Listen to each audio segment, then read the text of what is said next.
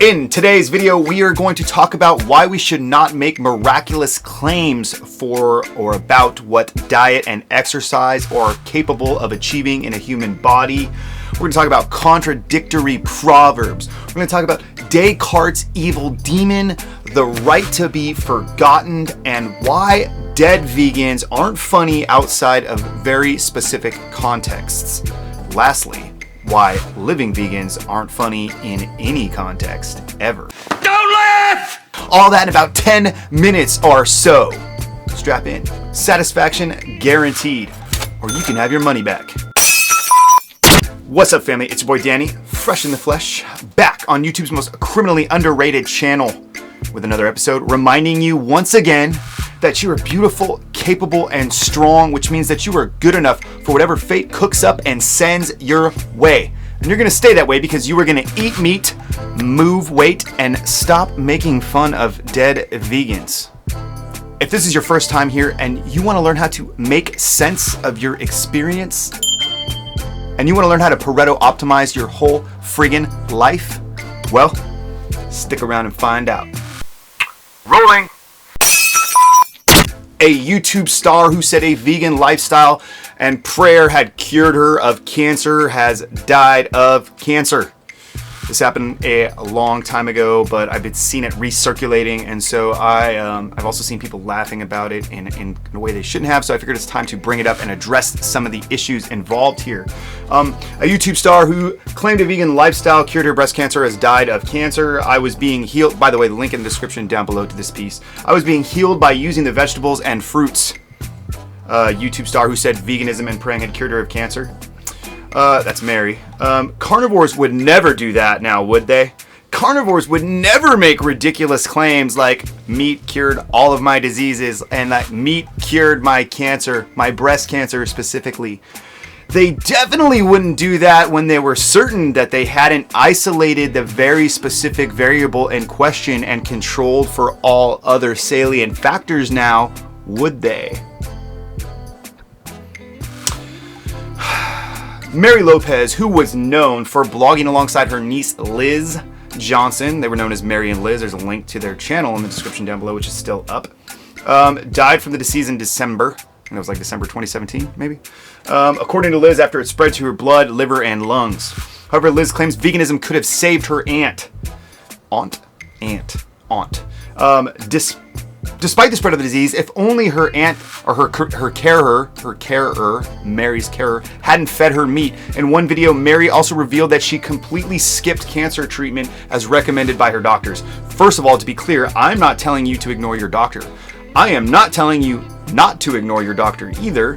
Who you decide to trust on any particular point of any particular subject matter at any particular time is your choice and your choice alone, unless the government kicks your door in and makes you do it. Doctors are professionals with responsibilities that I don't have as a professional, so keep that in the forefront of your mind. But also, I don't get any money from anybody to say anything, so keep that in your mind as well. At least not until whatever I'm doing here undergoes some process of professionalization. Because, you know, Freud was a hack at first, but now there's whole entire organizations devoted to psychoanalysis. So, there you go. Something about this bothers me, though. Why does Liz claim that veganism could have saved her aunt when she says in the description to her update video that, and I quote, "People have sent me many emails about positive changes after juicing." I got some positive emails about juicing too. And some have told me that they chose to do chemo. Some are alive, and unfortunately, some are not.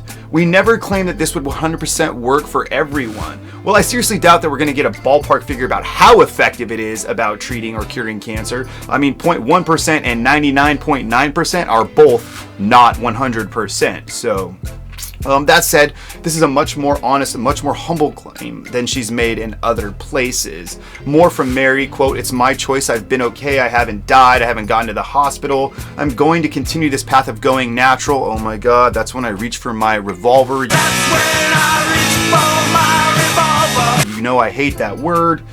Mary said at the time, "It's over. It's done with. I'm healed. I feel it in my spirit and body." I'm not opposed to you trusting your intuition on a subject when it's disciplined, trained, and educated.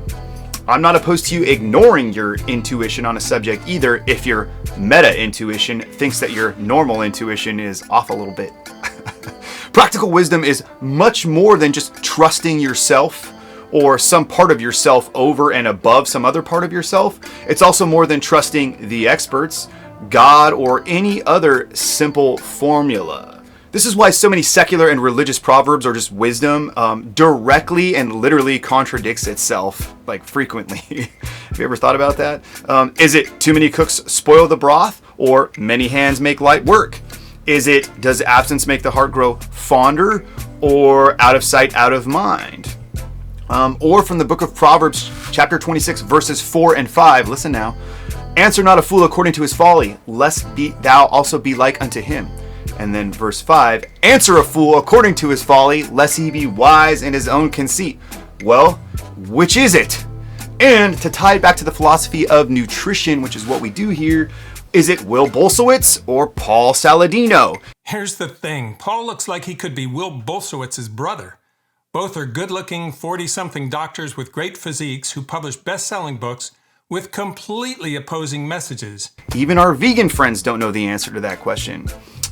In another video, Mary revealed how God drew her to the fruits and vegetables in the grocery store that would cure her. Look, God does not work that way. God is not talking to you, I promise. Besides, you can never be certain that it was God doing the talking. God himself, or herself for that matter, couldn't make you certain it was him or her if he or she had half a mind to do it. Because you're the one that has to summon up the psychological certainty in the face of all of the data that you're exposed to, which more often than not seems to contradict itself, as we've went over and over and over again on my channel. Isn't that in fact what belief itself is? This is why I counsel you to avoid beliefs like a good Pyrrhonist would do, because belief is faith. It's naive faith that your story about the contradictory data, or datums, whatever, is capable of reconciling the contradictory data. It's not. You're imposing your narrative on the top. It's not arising up organically from the data itself. Beyond that, how could you even be certain that this God that you're talking to isn't Descartes' evil demon or an advanced alien? After all, any sufficiently advanced technology is indistinguishable from magic, but it's equally indistinguishable from some godlike form of omnipotence. I will say that I can think of a way that God could, that is God as a God composed of some combination of the classical divine attributes, any that you could think of that was consistent, could provide us with some experiences that might give us something close to psychological certainty or make belief in him a little or her a little bit easier, even while we retained our free will. But it would certainly take a hell of a lot more than a funny feeling in my tummy in the produce aisle in Safeway. When she died, Mary was following a vegan lifestyle as promoted on their YouTube channel, but wasn't completely consistent with what she had said in the video, according to Liz. Now that Mary's dead and can't dispute this version of events. My family is not familiar with that style of living. What happened was, as Mary was living with my mom started to tell her that she needed to eat meat now. Liz told Babe, I don't know, maybe that's the name of the reporter. Has anybody tracked down Liz's mom to confirm this? This, Liz claims, coupled with the use of a microwave to cook the food, is what ultimately led to her aunt's demise. What's the this exactly, though? The fact that Liz's mom told Mary to eat meat? Did Mary actually eat the meat? I don't know. Doesn't stay. But the microwave? Really? I promise you the microwave is not going to give you cancer. I mean, unless maybe you like literally sat in a giant microwave, but I like don't. Liz is adamant, however, that the microwave and the meat were her aunt's downfall, a belief that her aunt no longer shared towards the end of her life. In fact, according to Liz, Mary asked her to remove the YouTube videos where she hails veganism as a cure for cancer when she realized she was going to die from breast cancer. But Liz refused because Liz still believes in the power of veganism. How can Liz be adamant that it was the microwave and the meat? She admitted she couldn't make any guarantees that this lifestyle would work for other people. What happened to that beautiful uncertainty that Liz was just expressing? That uncertainty that all adults must accept and live with if they're going to be psychologically healthy and not turn into jaded, cynical fucktards. Ambiguity is the essence of adulthood, people. Come on, fam. Give up your certainty. Liz, nevertheless, still believes in the power of veganism for some people, some of the time, according to her own comments. This is just so awful in so many ways, this whole story, I don't even know where to start, but I'm gonna do it anyway. You know me. First, for the second time, this shit is not funny. Don't laugh! We are not gonna win converts over from Camp Vegan by being disrespectful or laughing at these people. Certainly not by doing it in the comment section of their own videos, okay? And just remember, like what I've said before about vitamin C and Dr. Linus Pauling. If the most smart, intelligent, amazing geniuses and the people that you look up to in your own life have absurd, incredibly absurd beliefs, what are the odds that you do too? I'd say 100%. So don't laugh at people when they have silly beliefs, because we all have silly beliefs. There's no way around this, mathematically. Second, if your reaction to anything like this outside of an actual joke in a comedic context is not ultimately one of deep and abiding sympathy and profound sadness, I'd say that you need to check yourself, bruh. You're probably a little bit of a sociopath. Unless you're an intentionally, philosophically, an amoral nihilist, in which case your reaction shouldn't be anything. You shouldn't have any reaction at all. Yeah, it's okay to joke about things, even really dark shit, and this is critical, in certain contexts. It's okay to joke about shit like this with the right social or cultural brackets around, okay, the event. I'm not a joyless, humorless schoolmarm, but bombing the comment section right after this lady died, come on, that's cold, family, that's cold. Third, I want to talk about the right to be forgotten, which I have to bring up. I haven't looked at this yet.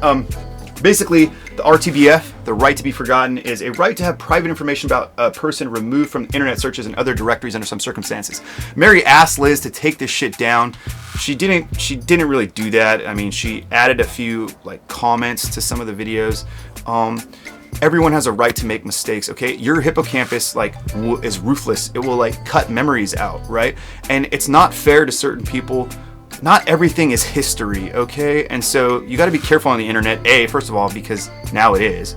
But B, you might not be able to forget something that your brain, that your soul is wanting you to forget, okay? So, but I do believe that that's something that we should be pushing for in this country. We should be able to maybe with, I don't know, some sort of panel of citizens to be like, hey, this shit needs to be taken off the internet. I want to move forward with my life, okay?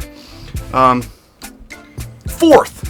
Food. We already passed 10 minutes. Damn it. Fourth, food is not medicine. Food is food. There's a link to the description down below. There's a link in the description down below to a piece that's about this. But basically, you know, read that essay. It's good. But the whole meat heals thing, the meat RX thing that certain people in our meat positive circles like to do, their selling point or whatever, their slogan.